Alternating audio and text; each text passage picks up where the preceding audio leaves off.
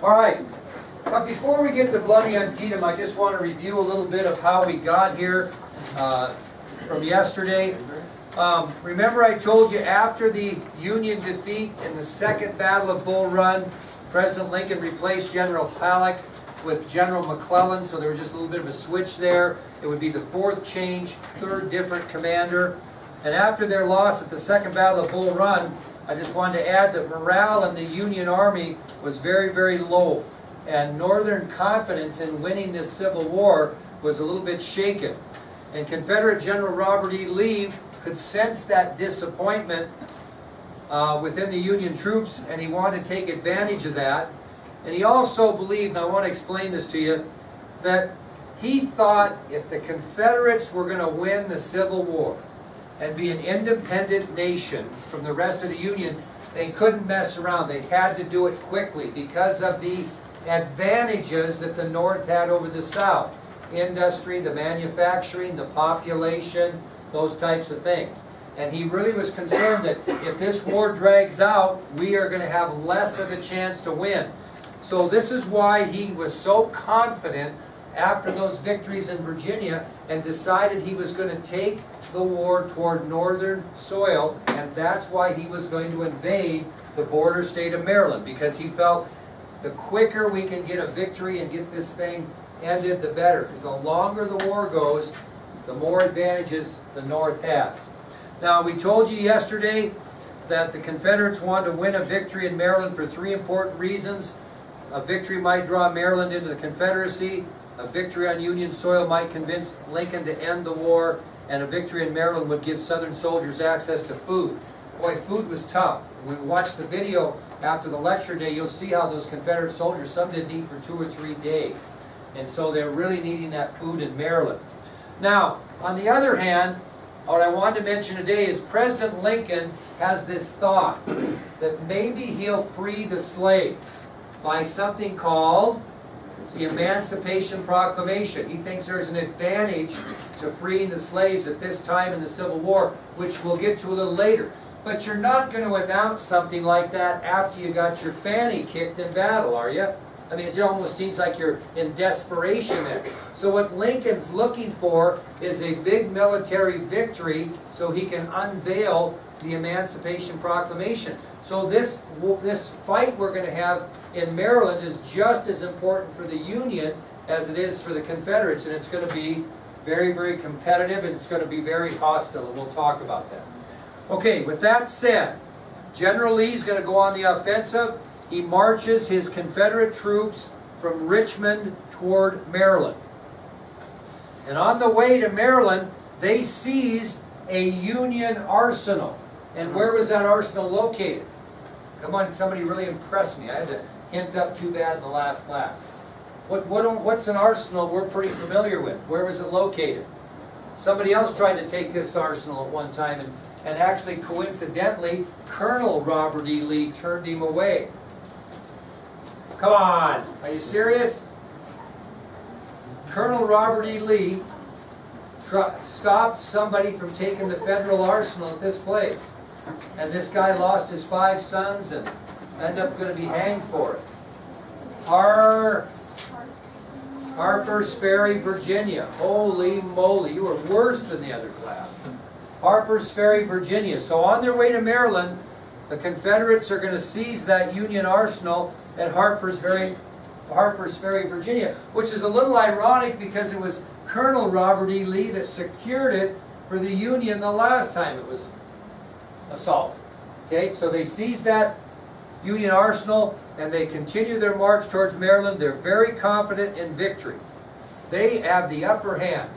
And here's where some unbelievable story, and we like to tell you these stories. Something happened that's not only going to change the course of this battle, but it may change the course of history, depending on how this comes about. Now think about this. So, as Lee and the Confederate Army are marching towards Maryland, a Union soldier is out scouting their whereabouts. Because McClellan knows they're coming, right?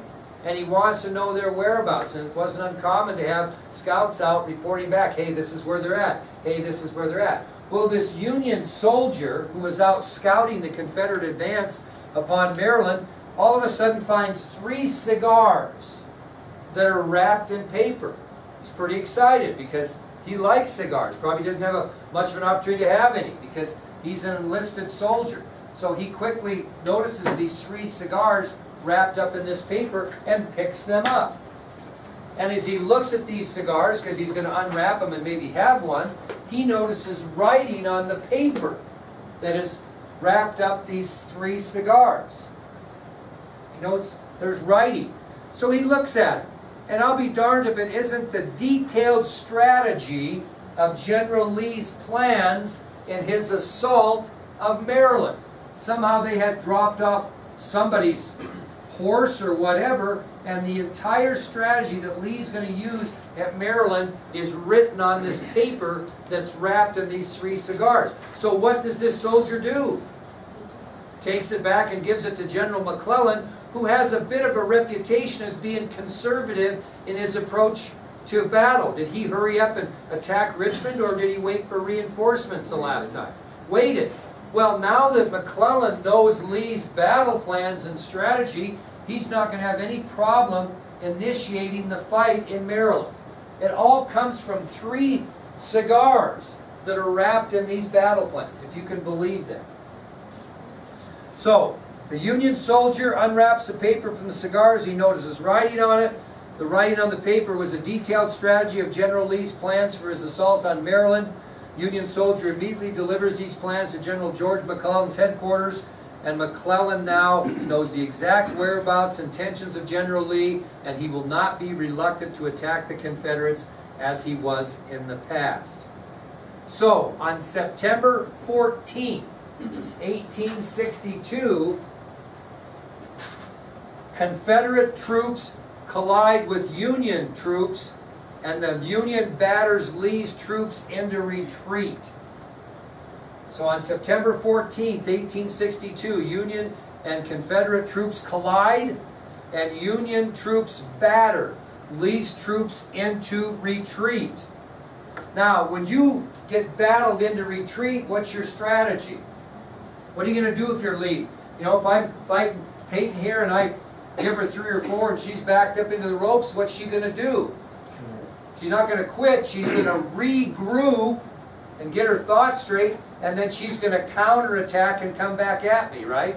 So that's what happened to Lee. He gets battered by Union troops. He's forced to retreat, so he regroups his rebel troops and he assembles them on Antietam Creek, thus the name of the upcoming battle. So General Lee recovers from his retreat, he regroups his troops, and he assembles them on Antietam Creek. And what's he going to plan next once he gets them regrouped? He's going to counterattack, okay?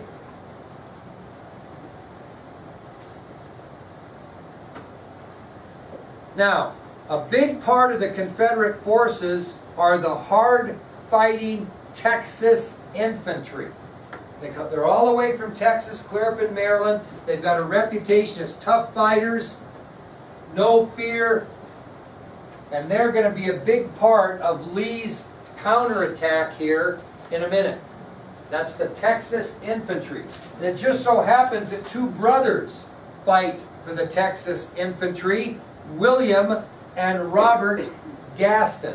Again, we're going to give you the tiny bits of history and the people no one else knows about. So part of this Texas infantry that will fight for the Confederates when they counterattack is going to be the Texas infantry, and 2 members of that are brothers, William and Robert Gaston. Now, where are Lee's troops right now? On the banks of Antietam Creek. Where is General McClellan and the Union troops? They're all assembled approximately 1 mile north of Antietam Creek. So these 2 major battalions of soldiers are like a mile apart. Lee on Antietam Creek with the Confederates, McClellan 1 mile north of Antietam Creek with the Union. Now, part of the Union forces that will be fighting will be both the Indiana and the Wisconsin infantries. Both the Indiana and Wisconsin infantries. And they're a tough bunch too, got a great reputation for fighting, and they're known better as the Iron Brigade. Iron Brigade. So two factions of this upcoming Battle of Antietam will be the Confederate forces, including the Texas Infantry members, brothers Robert and William Gaston, and they're going to make battle with the Union forces that include both the Indiana and Wisconsin infantries, tough old birds, better known as the Iron Brigade. Now, one key member of the Iron Brigade was Johnny Johnson. Johnny Johnson was one important member of the Iron Brigade, and he actually was assigned to an artillery unit, which is what? Cannons. Okay? So one key member of the Union Iron Brigade was Johnny Johnson, and he's going to be assigned to the Union artillery unit known as Battery B. Battery B. So you've got William and Robert Gaston fighting on the south side, so to speak, part of the Texas Infantry. You've got the Iron Brigade, which is made up of Indiana and Wisconsin infantries, and one of their key men will be Johnny Johnson, who's been assigned to an artillery unit known as Battery B. So everything's set up. A battle between the Union and Confederate forces is imminent, and this battle is going to be known as the Battle of Antietam, because it's going to be fought on Antietam Creek. So everything else was a setup to get to this point. Everybody kind of following me? Pretty exciting. Well, on September, yes, my dear. Indiana and Wisconsin were a part of the Confederates. No, they were the Union, and they are part of the Iron Brigade. Okay, so Johnny Johnson is a Union soldier fighting in Battery B, the artillery, whereas the Gaston brothers are fighting for the Confederacy in the Texas Infantry. Now, on September 17th, 1862. The Union's Army of the Potomac collides with the Confederate Army of Northern Virginia. On September 17, 1862, the Union's Army of the Potomac collides with the Confederate Army of Northern Virginia. And this fight will happen on Antietam Creek in Maryland. September 17, 1862, the Union's Army of the Potomac will collide with the Confederate Army of Northern Virginia. Now, the Union Army, under the direction of General McClellan, the Army of the Potomac has about 70,000 soldiers, whereas the Army of Northern Virginia, under the direction of Confederate General Robert E. Lee, has about 40,000. So the Union outnumbers the Confederates by about 30,000 troops, or almost twice as many, going into this Battle of Antietam. And this, you know what infantry fighting is? What's infantry fighting, so we don't get screwed up? Soldiers on the ground fighting each other. Now this infantry battle between Confederates and Union soldiers is going to be incredibly intense. And both the Union and Confederate artillery are going to be pounding at each other's infantry. So as the Union infantry is marching, the Confederate artillery is going to be firing into it. And as the Confederate infantry is marching, the Union artillery is going to be firing into it. It's going to be really intense on Antietam Creek. And it will result in several retreats and counterattacks on both sides that will surround a 24-acre cornfield. And the winner of this cornfield is going to be the winner of the Battle of Antietam. So let me repeat that. So you've got Confederate infantry fighting against Union infantry. You've got Confederate artillery shooting into Union infantry, and Union artillery firing into Confederate infantry. It's going to be quite the battle. And this intense fighting will result in several retreats and counterattacks on both sides, and it's all going to surround a 24-acre cornfield in Maryland. Now, anybody know anything about cornfields? At this time of battle, they haven't cut the corn down. So we're looking at tall corn, 24 acres of tall corn they're going to be fighting. Can you just kind of imagine that in your mind? Are you going to be able to see each other very well, that type of thing? Just keep that in mind. Now, I have done a heck of a job here of drawing a wonderful battlefield on the board. If you want to put it on your thing, you can. But here's what we have. We have this 24-acre cornfield right here. The green signifies Confederate soldiers, including the Texas Infantry. Matter of fact, I'm just going to write that on. Texas Infantry. The red signifies Union troops, led by Battery B, the artillery unit, with who? John Johnston. Who's with the Texas Infantry? The Gaston brothers, Robert and William. Keep that in mind. Now, we're going to talk about the first retreat and counterattack, and it's going to be on behalf of the Confederates. So they're fighting, boom, boom, boom. Now we're going to have our first retreat and then counterattack. And that's going to be on the Confederate side. So they have this initial fight, and the rebels have to retreat and regroup. Where is Battery B? Right on the front line, with troops behind him. This is the Union side. Well, the Confederates regroup and they begin a counterattack.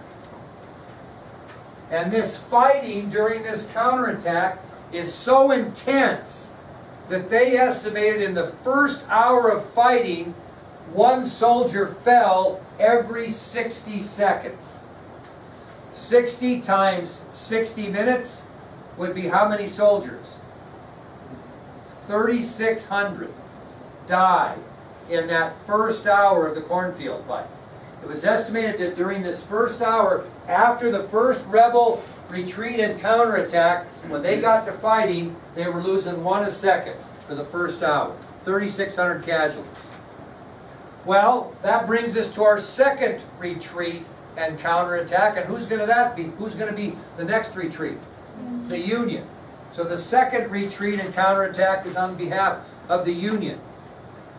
Now, as they're fighting in this cornfield, all these red X's, which are here, but now they're in the cornfield fighting, as they're retreating, whose responsibility is it going to be to protect them while they retreat? Battery B.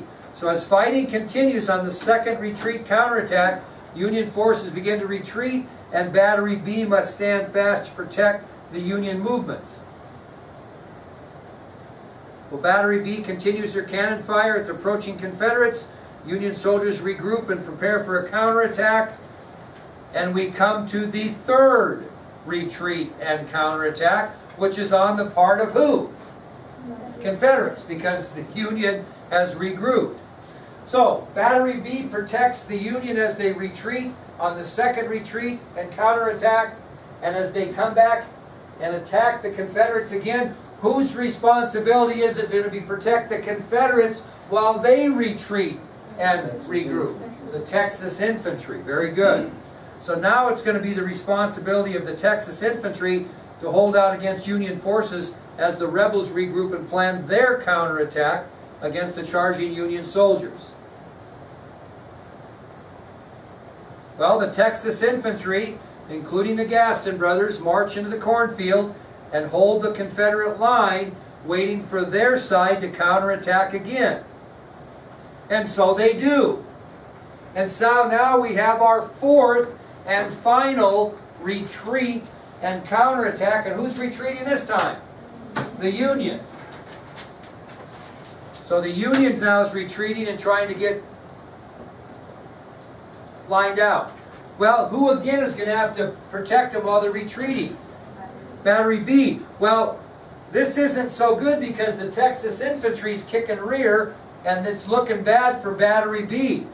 The artillery unit seems helpless, powerless, and it gets so bad and it looks so bad for Battery B that the commander that's commanding that artillery unit shoots himself in the head rather than be killed by the Confederates. That's how bad it's looking. So again, Battery B is trying to help the Union in the fourth retreat and counterattack, It looked so bad for Battery B that the commander of that particular artillery unit shoots himself in the head.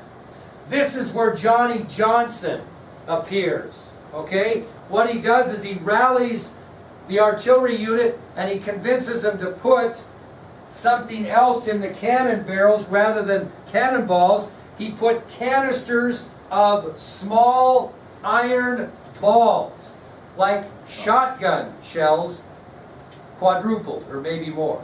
So they stick these canisters in the cannons that are full of round, almost like bigger BBs. Who did this to success in the War of 1812? Andrew Jackson. Remember, he fired grape shot, which included hinges and doorknobs and everything else. This was a grape shot of sorts, but it was exclusively small metal berries and balls. Well, you can imagine what that did to the Texas infantry. These canisters are filled with large iron balls. They're used against the Texas infantry who are advancing through the cornfield, and these cannons are fired by Battery B. They're taking out entire front lines of the Texas infantry, causing incredible chaos among the rebels. You know what gets dropped in the Texas infantry? Weapons. No. What do they drop? Somebody gets hit with this grape. There hits hit with this grape shot, and something drops. It's pretty important to the battle. The flag. The Texas infantry flag drops. And like I told you before, they have someone specifically holding this flag. When somebody goes down, somebody's got to find that flag, because what's it really going to be used for in this cornfield? Location. Where are your soldiers?